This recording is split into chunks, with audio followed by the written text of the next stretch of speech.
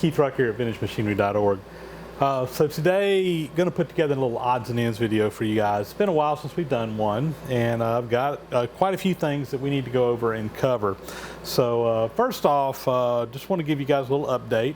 The last really almost 2 weeks, I have been on the road traveling, doing some of it business, some of it a little bit of pleasure. So give you a little backstory because it kind of involves some of the machinist guys in the YouTube community. I think you guys would enjoy hearing the story. My wife asked me a while back if I'd be interested in going with her to a conference that she had out in San Jose, California. She had a meeting she was going to, and said, hey, why don't you just come along with me? We'll go out a couple of days early and enjoy ourselves and have a little mini vacation and get to go to California. She's never been to California. I've had the opportunity to be out there several times. Quite honestly, my first thought was, okay, do I really want to go to an English teachers conference? Yeah, the first part, vacation with my wife, that sounds fun.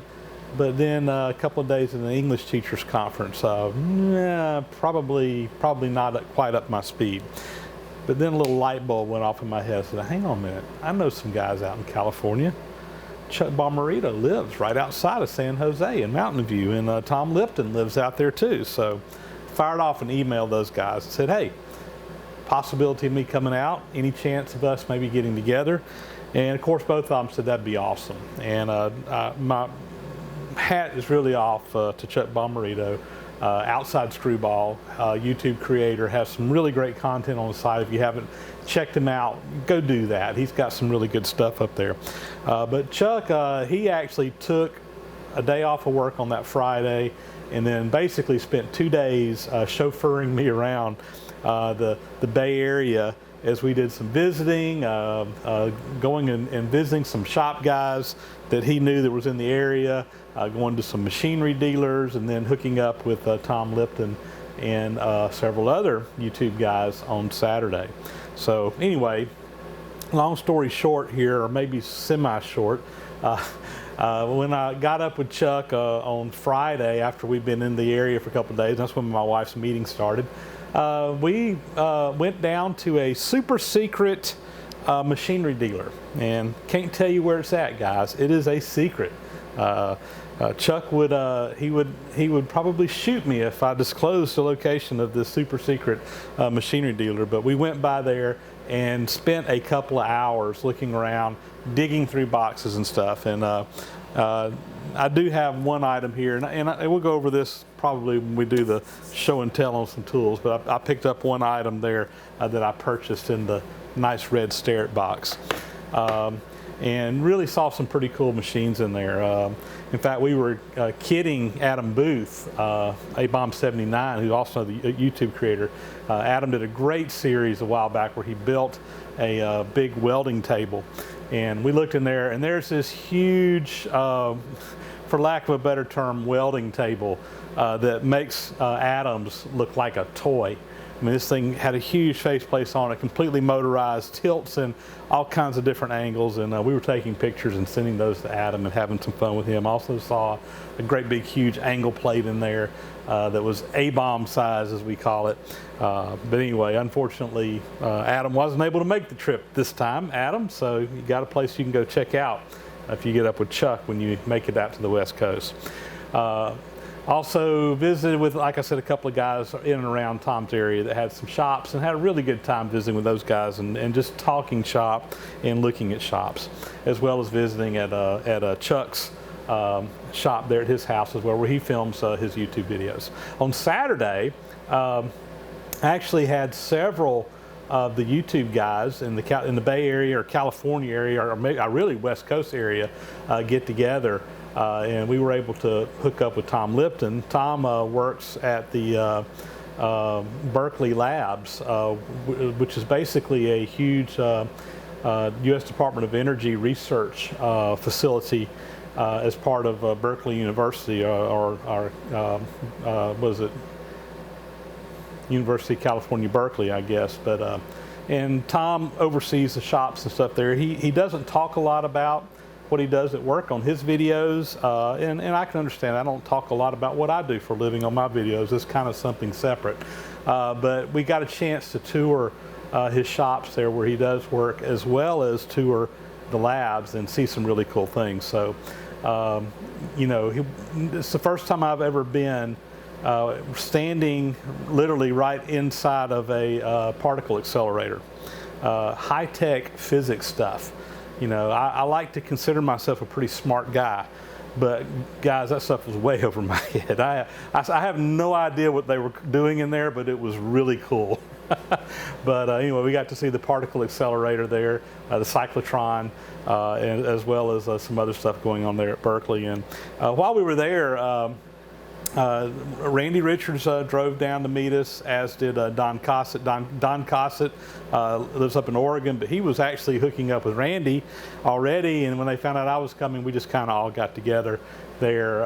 So we had several YouTube creators, and there were a couple of other guys that kind of tagged along for the day as well.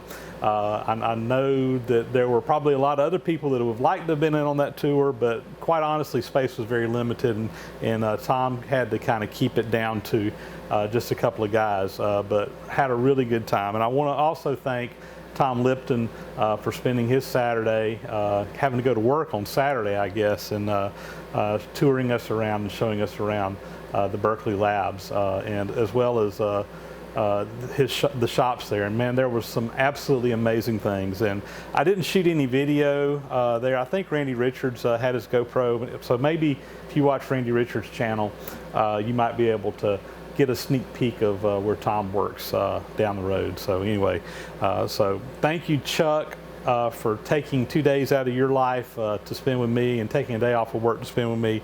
Thank you, Tom Lipton, again for also taking time and touring us around, and Randy Richards, Don Cossitt, and some of the other guys that were able to all get together. I appreciate it, had a ball, and it really made was icing on the cake on top of getting to spend some vacation time in the Bay Area with my wife. So anyway, that's been part of where I've been the last 2 weeks. And then when we left California, my wife and I got on a red eye, literally got on a plane at about 11 p.m. California time and flew all night long to Atlanta. Got into Atlanta about 6 a.m. on Eastern time, and then got in my truck and drove to Charleston, South Carolina, where I had a conference that I had to go to for work. So my wife got the opportunity while I was in Charleston to spend time kind of doing what I did in California. So, but we had a really good time. All in all, I think we were gone a total of about 11 days, 10 nights, which is a really long time, a lot longer than I like being gone from home. I do a lot of traveling, but really, guys, for me, you know, 4 nights on the road is a long time, and this trip here was a really long trip. It was such a long trip that when I got home, I don't think I even had any clean underwear left. We had to wash clothes before I could take a shower because we were just gone for that long. So anyway, that's where I've been doing the last couple of weeks, and I am glad to be back home, and have spent a little bit of time in the shop this weekend, both at the museum and here at home, and we'll have some videos coming with some of that content again now that I'm kind of back where I can get some work done. So now that you guys have endured the short story that really wasn't that short, I do have some things I want to share with you, some things that have come in over mail, as well as some things that I picked up on my California trip over the last couple of weeks that I want to share with you guys and kind of show you what's going on. So first, a little bit of viewer mail, and got a really nice package in the mail the other day from Tom Kitchens, and Tom has been kind of emailing me back and forth. He's a viewer on the channel, and he's been offering me, quite honestly, some really good help with my Foundry stuff that I've been working on in the last year or so, I guess. And he's been offering me an awful lot of advice and help with my new Foundry plans, as well as kind of to help diagnose some problems that I had with some of my previous pours that I've done on the channel. So Tom is actually retired from the United States Navy. He was a chief molder in the Navy for many, many years, I guess, and actually went to Foundry school in the Navy and worked as a molder and a foundry man in the United States Navy while he was serving our great country. And he lives not too terribly far from me, down in Jacksonville, Florida, just a couple of hours from where I live. And he has even gone so far as to offer that next time I'm doing some pouring, which right now I'm trying to get my new furnace built, he's offered to come up and actually give me some hands-on training, I guess, in how to do a better job of my molding. And we've talked back and forth, and a lot of problems I think I had with my brass pours that I did a while back had to do with vents and gates as part of the molding process, and not really having a good understanding of that. I didn't do some things like I should have. So anyway, Tom sent me a little care package with some foundry stuff, and first off, here's a copy of a chapter out of some of his training material that he had in the Navy, Service School Command Annex, Molder School Class J, information sheet on gating. So he made a copy of that and sent it to me. He also sent me a little tool for making vents in the mold, which looks like it probably was a screwdriver at one point in time, but that's fine. It just needs to be a little something you can put down in the sand to do some venting with. And then this little tool here is of course, it's a compressor a tool or a gas cylinder tool for tightening up cylinders, but you can use it for wrapping your molds and for releasing things from the mold. So anyway, he did that along. But probably the nicest thing in there is a set of leather leggings, and these you put around. Of course, you wear leather boots, but you put this, wrap this around the bottom of your legs. This little area here covers your boot, and if you have any hot metal splash up on you during the pouring process, these will protect the bottom of your legs. And Tom actually made these himself out of leather, and did an outstanding job.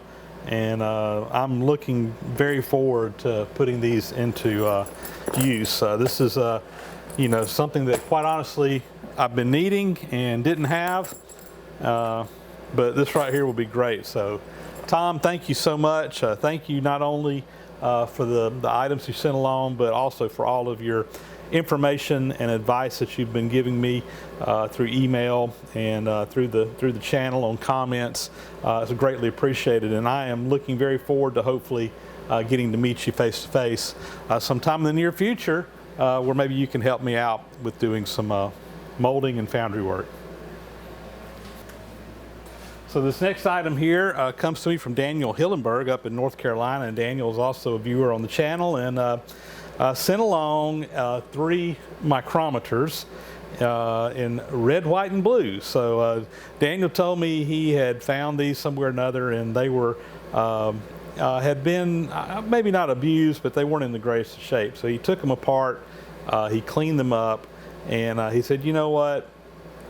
Black's boring. It was around 4th of July here, Independence Day in the U.S., and he said, I'm gonna fix these up with a little more patriotism in mind, and painted them red, white, and blue, and sent these along to me. So these appear to be in pretty good shape. I haven't checked them yet with a standard or tried to calibrate them. I know he's taken them apart and worked on them, so I need to check them for calibration, make sure they're right.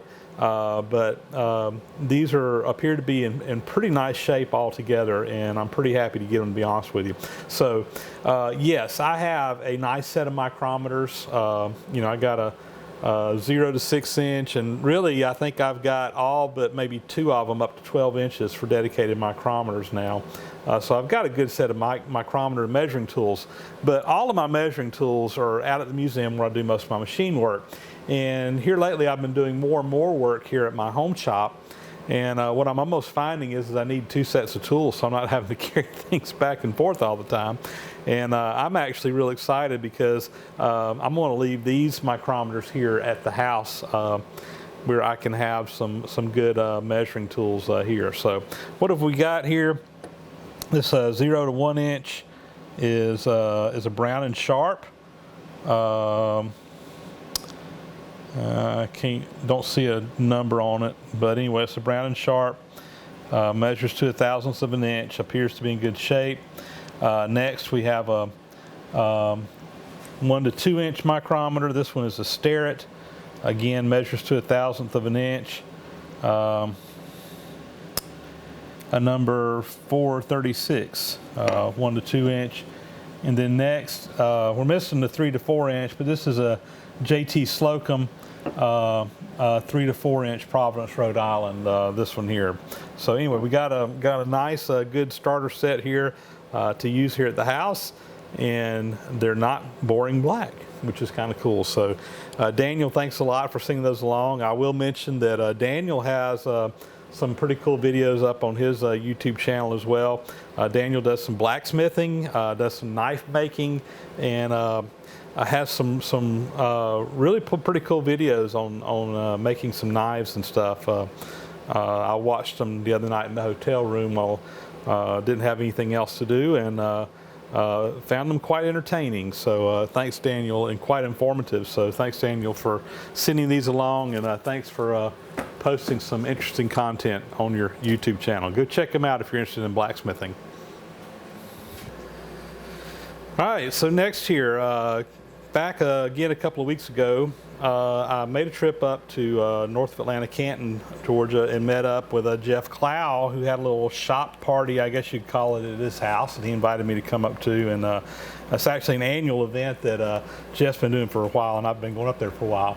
But Jeff had this that he wanted to pass along to me. So he has a horizontal milling machine, but it's a smaller one, and it doesn't take he doesn't have arbors for some of the bigger size mills. And this is a 4 inch by 7/8 inch with 1.25 inch stagger tooth mill, horizontal milling cutter, brand new in the box. Doesn't appear to have ever been used. In excellent shape. So anyway, Jeff said it wouldn't fit his machine. He thought I could use it, so he passed it along to me while I was up there at his house. So Jeff, thanks a lot. And you know, Jeff and I have been swapping stuff back and forth with each other, and helping each other move machines around. Mostly him helping me, I think. I think I've actually helped him out a couple of times as well. But super nice guy. Jeff's real active over on the Old Woodworking Machines discussion forum, owm.org. But anyway, thanks a lot, Jeff, for the milling cutter. I can foresee this one being a good one, and it'll probably get put to use at some point in time. So thanks a lot. So at the beginning of the video, I was telling you guys about the trip out in California, and going by the super secret machinery dealer that Chuck outside Screwball kind of took me to and shared with me with the promise that I would keep it a secret. So anyway, looked around, and there are a lot of really cool stuff, and he had a whole room that was literally just full of measuring tools and, you know, smaller items, you know, anything you can imagine, just about, that has come out of machine shops. And I spent quite a bit of time looking around there, and found this little puppy, and just decided that it needed to come back to Georgia with me. It had spent long enough in California. It wanted to come over to the East Coast for a while. So what is this? This is a Starrett inside micrometer set. This is a number 124. And this is actually something that I've been kind of keeping an eye out now for a while. You know, you can find these on eBay and places. They're not really that difficult to find, but I just hadn't really found one that I was comfortable with and was at what I felt like was a good price. So what is this and how does it work? So you've got the little piece here, you know, that looks like the micrometer that you read. But with this set, what you do is it's for measuring down inside of a hole. But you take these different standards here, and let me loosen that up. There you go. And you slide that in there. And this particular standard that's on here is for between 5 and 6 inches. And you can take it and go down inside of a bore and measure across there and be able to read it, of course, like a micrometer in thousandths of an inch. And this set goes from basically, I think, what is it, 2 inches, which is the smallest that you can put in here, up to 12 inches. So the micrometer head only reads 1/2 of an inch, and so it's kind of interesting here.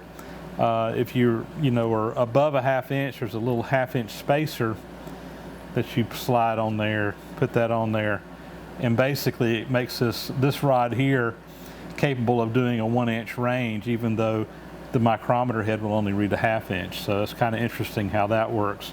And of course I've got a complete set of rods in here, to go from the smallest one, which is just a little teeny tiny thing right there, up to the 12-inch rod,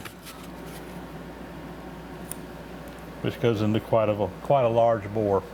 So anyway, I'm excited to get this. This is something I've actually had a need for one of these on a couple of occasions, and have had to use other means to measure a hole. I've got my little snap gauges or telescoping gauges that I use for a lot of smaller holes, but particularly when you get up to these larger size holes, I really think that this is a handy measuring instrument to have. The smaller holes is probably a little bit easier to use a different tool, but anyway, this will come in handy. And another little trick a lot of people do is, even though you can get a direct measurement off of this, a lot of people will measure the inside of that hole, get it just right, pull it out, and then actually measure across the inside mic with a regular micrometer, the same micrometer that they're going to be measuring the part that goes in there with, and that way they can get a good measurement for what that inside bore is, and then be measuring it with the same tool that they'll be measuring the other parts with. So another little machinist trick there. Anyway, real happy to get this. Paid $75 for this, plus a few little bit of tax on top of that. There was sales tax on it, but I think the whole bill was like $76 and some change, which I thought was a fair price. They tend to sell a little bit higher than that, like on eBay, and then of course I didn't have any shipping involved, even though it did get to ride back in my bags from California to Georgia. So anyway, nice find. Thanks, Chuck, for sharing your super secret dealer there. So we got to visit with Tom Lipton, Ox Tools. Of course, Tom has a YouTube channel. If you don't watch Tom or not familiar with Ox Tools, I'd encourage you to go over there and check out Tom Lipton. He's got a really good site. And Tom, before I left, he had a little envelope that he gave me that had a couple of items in it. One of them was this little mouse pad with his Ox Tools logo, and the other thing he gave me was a t-shirt, extra or double XL t-shirt, which is what size I wear, from his shop rendezvous that he had. He had a little shop get together at his place back, I think, in May, and they had some t-shirts printed up, and anyway, he saved me one of these. Even though I didn't get to go to Tom's shop where he shoots his videos there at his home, I got to go to his shop there where he works, which was really quite the treat that I've already talked about. And anyway, thanks a lot, Tom. Again, thank you for your hospitality. Thank you for taking the time to spend with us while we're out there. Really enjoyed getting to visit with you, as well as the other guys who made it out for the day. So I also got to visit with Randy Richards while we were out there, and Randy gave me one of his little homemade dovetail cutters, and he actually has, I'm pretty sure he's got some videos. I seem to remember seeing a video on him making some of these. If not, I apologize. I'm dreaming it, but I'm nearly certain that he had a video series on making this cutter, which was quite an interesting series. And anyway, this is takes a triangular insert and is for cutting a dovetail, which I've actually done quite a few times. Never one of this size, but I really like dovetails. And in fact, actually, I did cut a dovetail for a vise that I made one time. That was probably about this size. This cutter could have been used for. So anyway, it'll probably come in handy at one time or another. Very nice machining job on this, and really nice job there. I thought it was interesting. He gave me the cutter, he gave me the insert, and he said, I don't have any more screws. You got to get your own screw for it. So I went and got on McMaster car and ordered me a box of 50 little flathead cap screws, torque head, 440 by 1/4 inch long, and Randy, I'm going to send you some screws since you need some. I got plenty. I bought a pack of 50 of those. I think it was about $12, but anyway, I thought that was kind of neat. But that was one thing, and then also Randy also gave me a package of extra large, super jumbo, as we often say, A-bomb size inserts here. So these are SNMA 643 inserts, and I think one of Randy's viewers had sent him a bunch of these, and he was sharing them with some of us, kind of passing them along. So what was that, 2, 4, 6, 8, 10 inserts, and I don't have anything that'll hold that, but you know, that's some nice carbide. I'm either going to try to get on eBay or somewhere and find an insert that fits that, or we were even talking while we were out in California last week about making a holder to hold this insert. So that deserves being used, and it's a square insert. I can see where that would come in handy for all kinds, for turning as well as for chamfering, and it's big, and you know, I've never used an insert that big on that big Lodge and Shipley lathe we have at the museum, but I have no doubt that the machine could handle something like this. So we're going to have to come up with something to give this a try. So anyway, Randy, thanks a lot for the items. I do appreciate it, and as I've already said about some of the other guys, I really enjoy getting a chance to meet up with you as the other guys out there, and get to meet face to face after watching so many of your videos over the past year or two. Next item here is another eBay purchase, and you know, I've told you guys before, I spend a lot of time traveling with my job. I spend a lot of nights in hotels, and a lot of times when I get bored, I end up getting on eBay and just looking for deals. And every now and then you get lucky, and I think that I got pretty lucky with this one. So let me zoom you guys in here and show you this lot of tools that I bought. Someone was cleaning out an old machinist toolbox, it looks like, and basically took all the contents, threw it up on eBay, and sold them as a lot. So let's see what we got here. All right, so in no particular order, let's just start going through this. And on the top of the pile here is a little set of calipers. It's got a scale on here, basically in fractions of an inch, in 30seconds of an inch, and then also has a scale in millimeters, and then again just a ruler on this side here that you can read. There's 2 lines for inside or outside measurements, and decimal equivalents on the back. So you can see this looks like it was probably a promotional item that was a giveaway by some company. I don't see a manufacturer's name on here. It says executive made in USA, but a very nice set here. These are great, by the way. You know, if you need to go out to the metal rack and looking for a particular size steel or something, and don't want to carry a set of dial calipers out there, because you know, it's got nominal sizes in here and fractions, and you can really easily you know, kind of tell what you're getting. And sometimes you don't want to get your nice measuring tools in there when you're on the metal rack. Things can get smashed and beat up. So nice little find there. Got a little threading tool, a little dovetail tool or fishtail tool. They got a lot of different names. This one's a Brown and Sharp, and of course it's used for setting up for threading. Number 650 Brown and Sharp.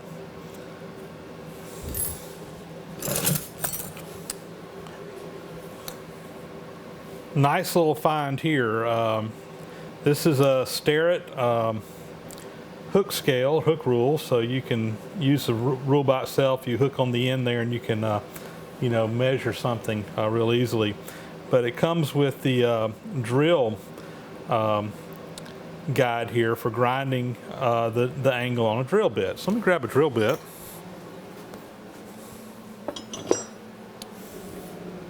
So here you go. So if you're hand grinding a drill bit and want to get that angle just right, you know, you can easily use this to come in there and check that angle. So another really nice find. This is a Starrett number 22-C is the drill point part of it, and then of course it's just on a regular Starrett hook scale. And I'm as excited about the hook scale as I am the little drill point guide there. And speaking of hook scales, another little Starrett hook scale. This one is also real nice, real narrow. This is really handy if you got a hole that you're wanting to measure the depth of. You can put this down in there, hook it on the bottom of the hole if it's in a blind area, and then get a measurement on there. So I don't think that I have a hook rule that is this small. So let's see, that's a Starrett number, looks like a number 61, if I'm reading that right.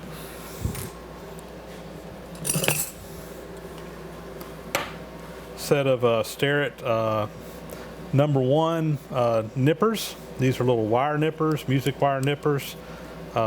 Still get these, but these are really expensive if you buy a new set. I actually got a set of these in another toolbox that I bought, but it was missing one of the nipper blades, and the other one I have is an oddball size. You can still get the replacement blades, but the one I have is I think a size bigger than this, and they don't make it anymore, and I haven't been able to find a replacement nipper for it. Also interesting, it has engraved on here on both sides 1952. So I'm assuming that that was the year it was made or purchased, but I don't know that for sure. Next is a set of Brown & Sharpe number 835 hermaphrodite calipers, and these are really kind of neat for laying out something. So let's see, hang on. Well, I was looking for a piece of steel to kind of show this with you, but I couldn't find it, so a piece of wood will do. But say you want to put a parallel line on something you're laying out, you know, you can lay that out with some you know, die-chem or something, and go right along there and put a parallel line right along the edge of something. So really handy for doing layout work. I don't think I've got a set of these. I've seen them many times over the years. Also remember, I think Mr. Pete featured one of these in one of his videos. He actually talked about the meaning of the word hermaphrodite, which seems like it means one-legged. I can't remember. That may not be right, but if you're interested in the history of how that name come around, you can go back and look at Mr. Pete's video. Interesting video. I remember that. Set of inside calipers. These are made by Fulton, USA. Don't have a lot of Fulton tools. Fulton, you know, I would say the quality of Fulton tools is good. It's probably as good or better than about anything you can get today, but I think it was still kind of a step down compared to Brown & Sharpe and Starrett and some of the other really high-end tool makers, but still a nice set, very usable. And of course, these are used for going up inside of something to get a measurement, and you know, you can take that measurement and then if you're like inside of a bore or a hole or something, and then pull it out and measure across that. You know, very handy for a lot of things. Not as used today with better measuring tools, but I'm gonna tell you guys, sometimes you get in a pinch, and you know, a set of calipers like this still come in very handy when you may not have really a precision tool to do something. You can get very good measurements with something like this. Another 6-inch rule. This one has a little slot in there. I think that's for measuring screws. It's got 8, 9, 10, 11, 12, so forth. So you can take like a machine screw and put in here and see where it lands on that slot, and see what size it is. But another good 6-inch scale. This one's made by General, the number 310. Here's an interesting little item. This is what they call trammel points, and I've got some trammel points, but not this small and not really set up like this. This is a really neat set. And what are trammel points? Of course, you can use these kind of like a divider for measuring or laying out, but it comes in real handy the way this is put together for like drawing a circle, so like a compass. If you're doing layout work again and need to do a circle. But what I really like about these is it has this fine adjust on here. So you can loosen this right here and then use this fine adjust to move that this side here in and out very, very finely, rather than just having to slide it where you don't have as much control over it. So very nice. I don't have a set like this or this small, and I'm excited to get those.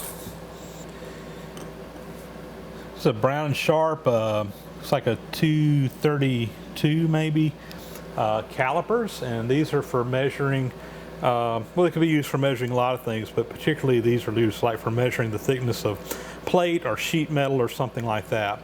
They go up to a 1/2 inch. They got these really nice big wide pads on there so that you get a good representative measurement over a wider area. And of course you can go in deeper with these. That's another tool I don't have in my tools, and nice Brown & Sharp tool there to add to the collection. Got a couple of Brown & Sharp parallel clamps. Again, another handy item to have in the toolbox. Use these for all kinds of clamping. You're laying something out, whatever, or getting a part set up on a machine. You just need to be able to clamp something. Again, I've got a couple of these. These come in real handy. I think the ones I have are actually a different size than this. So again, and a matched pair here are nice as well. So these are number 754, and this one's marked 754C, which is probably the particular size. But again, nice match set there. Got a wire gauge set here, again Brown & Sharp. It says English Standard wire gauges on there, and you can measure all kinds of, again for wire in this case, let's see what this is. It's Brown & Sharp. I was looking for a number on it, and I don't see a particular number on it. Anyway, English Standard wire gauge. Nothing fancy here, but a very handy tool. This is just a little metal scribe for doing layout work. These look like they're just steel. They're not carbide, but I use one of these as carbide all the time for laying stuff out. But again, another nice little tool to have. Another Brown & Sharp item here. This is a number 499. It's a universal bevel is what it is called, and you use this for measuring an angle or transferring an angle from one item to another, or for layout work. And it's got all kinds of crazy setups that you can do with this particular one, the way it's done. They made these universal bevels in a couple of different styles, and one of them had this little right angle piece on the back here, which is the number 499. Again, another nice little layout tool. Got a protractor head for a Starrett combination set. Didn't come with the square or the center finder or even a combination rule, but this is a nice Starrett protractor head. I've got a couple of Starrett combination sets already put together that I use all the time. So this is kind of a duplicate for me here. Probably end up in my trade pile. If somebody out there's looking for a protractor head for their Starrett set, talk to me. We might do a little trading. Got a little box here. I don't think the contents are original to the box. Two things in here. Number one is just a set of feeler gauges, and these are made by Good Old Pratt. Nice thing to have. And then the other thing here is a set of Starrett. These are number 272Bs, and this is a fillet gauge set. So it has a radius there and a radius here. They call that a fillet in patterns and what have you, but real good for measuring radiuses. If you've got something you're trying to figure out what a radius is on something else you're copying, or even laying it out. You know, this has a nice range, you know, going from big to small. Anyway, I've actually got this set, this exact same set here, that came from my tools I got from Joel a while back. I shared with some of you guys. But anyway, another one there. Little red Starrett box here. And inside, a couple of Starrett V blocks. These are great for all kinds of things, laying things out. And the way these are is you got actually a couple of different size V's to work with, depending on what you're doing. Has some original Starrett literature in the bottom. I looked at that, trying to see if there was a date on it, but didn't see any dates on any of this. But still, nice. I don't have a set of V blocks like this. I've got some V blocks, but not this particular set. And these will be nice to have around. Got a little rule here or gauge here for a little, probably a little die maker square or something like that. That's all there was. None of the other pieces was there with it. I have to take this out of the toolbox because I got a couple of these and some things that fit it, and I'll have to see if that maybe doesn't fit some of the stuff I already have. Don't have a name on it. And the last thing in this particular set is this planer gauge. And we've talked about planer gauges. I recently acquired another planer gauge. I believe it's a Starrett Brown Sharp, I can't remember. And when I saw this in the auction, you know, I kind of said, oh, that's either going to be another Starrett or Brown Sharp. But when I got it and started looking at it, I'm almost positive that this is a user-made planer gauge. There's absolutely no markings on it whatsoever anywhere. And the surfaces on here really, to me, look like they were done on a surface, surface grinder. And, you know, this is a setup tool that can be used for, you know, if you're setting up a height or something on a surface plate, you know, you can set that up to a certain height. It can be used in a couple of different ways. It can be used this way, it can be used that way. You can put these extensions on here in different places for different heights. They call it a planer gauge because it was originally used for setting the height of a tool on a metal planer, which is similar to a shaper, but instead of the arm, the tool going back and forth, actually the tool stays stationary and the bed of the machine goes back and forth up underneath it. Really interesting tool, but again, I'm almost positive this is a very nicely made, user-made or planer gauge. And, you know, I can, you know, one thing too, you know, that right there, there's a little bit of play. That's not going to affect its use, but I would think if this was made by a manufacturer, that would be a little bit tighter than that. Of course, when you tighten that down, it doesn't matter, it doesn't affect its use. But again, it's just got some telltale signs on it that lead me to believe that this was a user-made planer gauge, a very nicely made user-made. So that'll be a wrap to another episode of Odds and Ends.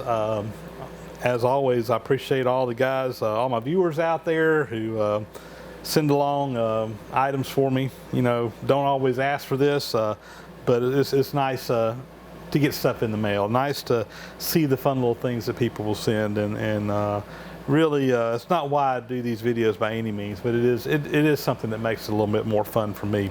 So thank you guys for doing that.